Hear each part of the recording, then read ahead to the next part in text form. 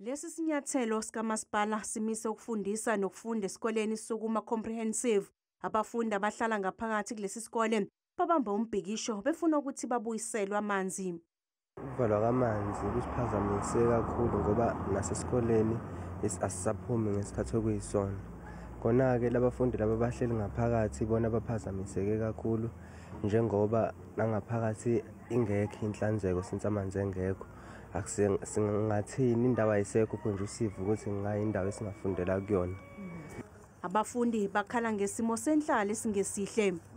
Nama-toilet avaliwe kona kodwa abafethu abahlala la ngaphakathi bayawasebenzisa yize amanzi engekho ngaphakathi.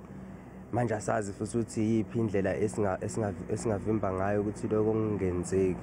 Manje ngaphakathi sekunephunga nje sidlala ephungeni. Isigungu esilawula isikole sithi isikole esibhekene nenselelo yokungabi nayo imali yanele yokukhokhela ugesi namanzi.